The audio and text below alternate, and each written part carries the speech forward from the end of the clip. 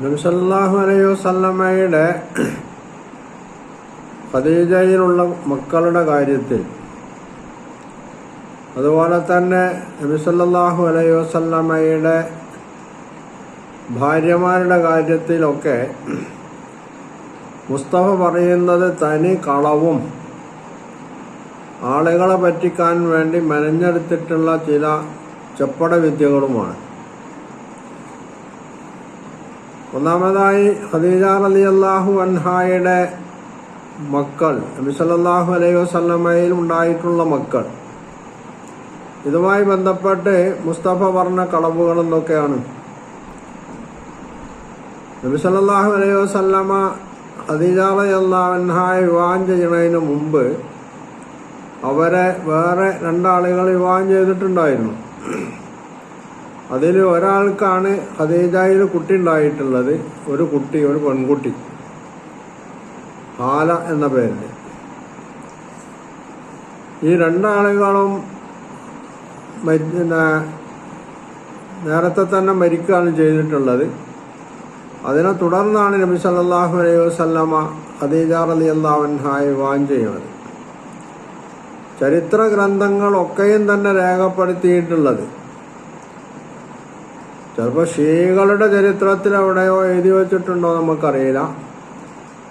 സുന്നികൾ എഴുതിയിട്ടുള്ള ഏത് ചരിത്ര ഗ്രന്ഥത്തിൽ പരിശോധിച്ചാലും കാണാൻ കഴിയുന്ന ഒരു സംഗതി, നബി സല്ലല്ലാഹു അലൈഹി വസല്ലമയുടെ സന്തതികളാണ് സൈനബ്, ഖദീജയിലുള്ള സന്തതികൾ Zainab, Ruqayya, Ummu Kulsum, Fatima, Qasim, Abdullah, Tayyib. ഇവരിലെ ഖാസിമിനെയും ഫാത്തിമയെയും മാത്രമാണ് മുസ്തഫ ഖദീജ റളിയല്ലാഹു അൻഹായിൽ നിന്ന് നബി സല്ലല്ലാഹു അലൈഹി വസല്ലമക്ക് ഉണ്ടായിട്ടുള്ള സന്താനങ്ങളായിട്ട് പറയുന്നത്.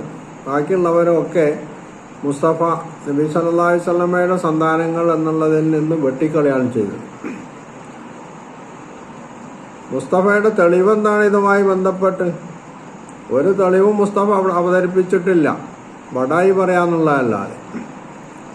ഒരു മനുഷ്യന്റെ മക്കളെ അദ്ദേഹത്തിന്റെ മക്കളല്ലാതെ അവതരിപ്പിക്കുക എന്നത് എന്തുമാത്രം ക്രൂരതയും തോന്നിവാസവും തമ്മാടിത്തവുമാണ് എന്നാണ് നമ്മൾ മനസ്സിലാക്കേണ്ടത്. ഇസ്ലാമിക സമൂഹം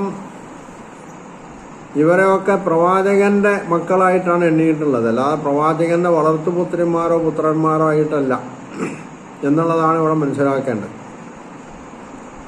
ഫാത്തിമയെ മാത്രം നബിയുടെ മകളായി അവതരിപ്പിക്കുകയും ബാക്കിയുള്ള മക്കളെയൊക്കെ നബി സല്ലല്ലാഹു അലൈഹി വസല്ലമയുടെ മക്കളല്ല എന്ന് വരുത്തി തീർക്കുകയും ചെയ്യുന്ന ജുംസാഹമായിട്ടുള്ള സമീപനാണ് ഇവിടെ മുസ്തഫ ഈ കാര്യത്തിൽ സ്വീകരിച്ചത്.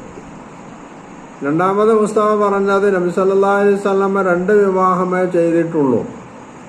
ഒന്ന് ഖദീജയാണ്. ഖദീജയുടെ ജീവിതകാലത്ത് നബി വേറെ വിവാഹം ചെയ്തിട്ടില്ല, അത് വസ്തുതയാണ്. പിന്നീട് നബി സല്ലല്ലാഹു അലൈഹി വസല്ലം മാരിജയെ വിവാഹം ചെയ്തു. അതെന്നാണ്? ഹിജ്റയുടെ 7ാമത്തെ വർഷം നബി സല്ലല്ലാഹു അലൈഹി വസല്ലമ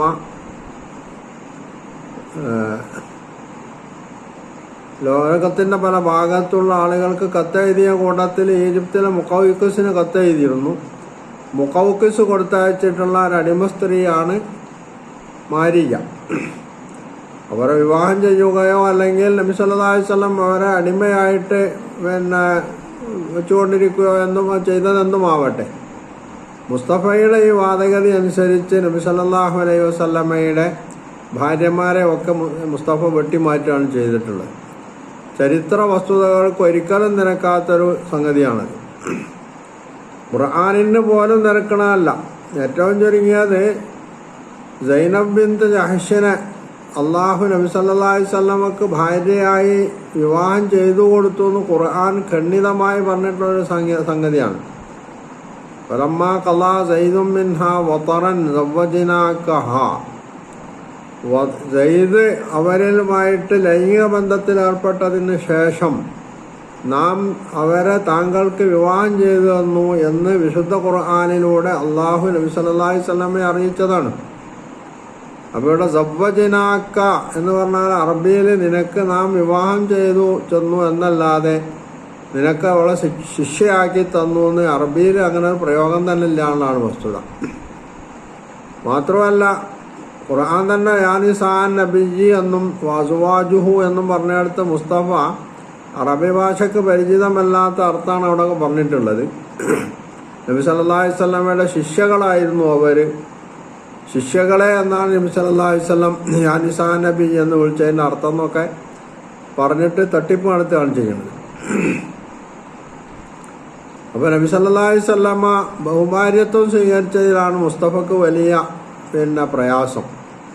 നബി സല്ലല്ലാഹു അലൈഹി വസല്ലം അങ്ങനെ വിവാഹം ചെയ്യുമോ, 10 വർഷം കൊണ്ട് 27 വിവാഹം ചെയ്യുമോ, 27 യുദ്ധം ചെയ്യുമോ എന്നൊക്കെയാണ് മുസ്തഫയുടെ ചോദ്യം.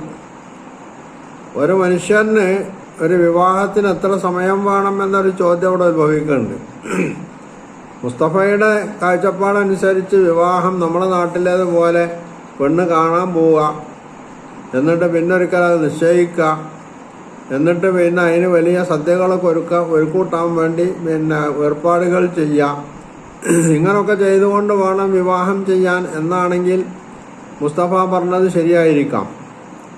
പക്ഷേ അറബികളെ സംബന്ധിച്ചിടത്തോളം നബി സല്ലല്ലാഹു അലൈഹി വസല്ലം വരുന്നതിന് മുമ്പും ശേഷവും ഒക്കെ തന്നെ അവർ വിവാഹം ചെയ്തിരുന്ന രീതിയുണ്ട്. അവിടെ അവർ പ്രത്യേകിച്ച് ആരോടും വിവാഹത്തിൻ്റെ കാര്യം പറയാറുണ്ടായിരുന്നില്ല എന്നുള്ളതാണ്. ഒരു സ്ത്രീയെ ബോധിച്ചാൽ ആ പുരുഷൻ അവളെ പോയി വിവാഹം ചെയ്യുന്നു. വിവാഹം ചെയ്തതിന് ശേഷമായിരിക്കും അദ്ദേഹം മറ്റുള്ളവരെ വിവരറിയിക്കുന്നത്. നബി സല്ലല്ലാഹു അലൈഹി വസല്ലമയുടെ അനുചരന്മാരിൽ പലരുടെയും വിവാഹം നടന്നിട്ടുള്ളത് ഈ രീതിയിലാണ്. നബി സല്ലല്ലാഹു അലൈഹി വസല്ലം നടത്തിയിട്ടുള്ള വിവാഹവും അങ്ങനെ തന്നെയാണ്. അപ്പോൾ മുസ്തഫ പറയുന്ന രീതിയിലുള്ള ഒരു വിവാഹ ചടങ്ങ് അല്ലെങ്കിൽ വിവാഹത്തിൻ്റെ ആഘോഷം നമ്മളെ നാട്ടിലേതുപോലെ അവിടെ നടക്കാറില്ല. മറ്റൊരു സംഗതി ഉള്ളത്, ഇങ്ങനെയുള്ള ഈ സ്ത്രീകൾ ഇവരിൽ മക്കയിൽ വെച്ചാണ് നബി സല്ലല്ലാഹു അലൈഹി വസല്ലമ 2 വിവാഹം ഖദീജ റളിയല്ലാഹു അൻഹയ്ക്ക് ശേഷം നടത്തുന്നത്. ഒന്ന് സൗദ ബിന്തു സംഅയാണ്, മറ്റൊന്ന് ആയിഷ ബിന്ത് അബീബക്കറാണ്. ഇവരെ ആദ്യം ആരെ വിവാഹം ചെയ്തു എന്നതിൽ അഭിപ്രായ വ്യത്യാസമുണ്ട് എന്നുള്ളത് ശരിയാണ്. പക്ഷേ ഈ 2 പേരെയും മക്കയിൽ വെച്ചാണ് നബി സല്ലല്ലാഹു അലൈഹി വസല്ലം വിവാഹം ചെയ്തിട്ടുള്ളത് എന്ന കാര്യത്തിൽ ചരിത്രകാരന്മാർക്ക് യാതൊരു അഭിപ്രായ വ്യത്യാസവും ഇല്ല.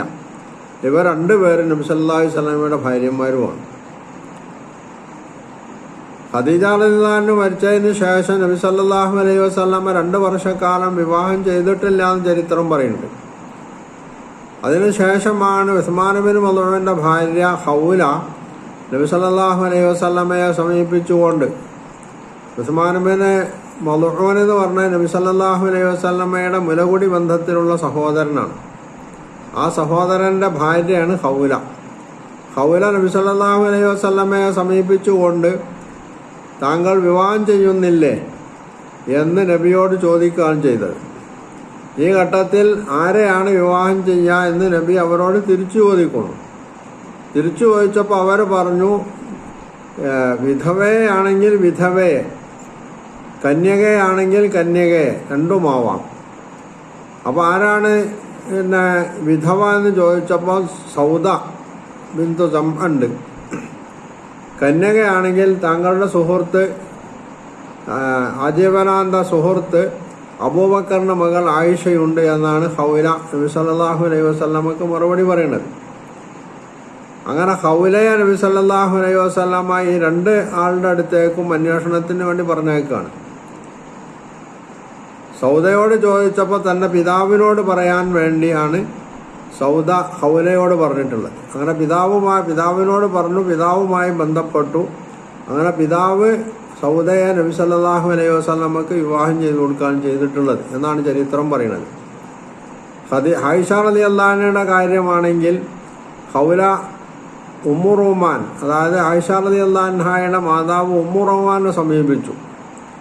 വീട്ടിൽ ചെന്നപ്പോൾ അബൂബക്കർ റളിയല്ലാഹു ഉണ്ടായിരുന്നില്ല. അതുകൊണ്ടാണ് ഉമ്മു റൂമാനോട് പറയേണ്ടി വന്നത്. ഉമ്മു റൂമാൻ പറഞ്ഞു, അബൂബക്കർ ഇപ്പോൾ വരും, അദ്ദേഹം പുറത്തു പോയതാണ്, അദ്ദേഹം വന്നിട്ട് നമ്മൾക്ക് സംസാരിക്കാം അങ്ങനെ അബൂബക്കർ റളിയല്ലാഹു വന്നപ്പോൾ ഉമ്മുറുമാൻ ഹൗല വന്ന കാര്യം പറഞ്ഞ കാര്യം അദ്ദേഹത്തോട് പറഞ്ഞു. അപ്പോൾ അതിനു മുമ്പ് മുത്തവ്വിബ് ബിൻ അദീജിന്റെ മകനുമായിട്ട് ഒരു അന്വേഷണം നടക്കുന്നുണ്ടായിരുന്നു ആയിഷയുടെ കാര്യത്തിൽ.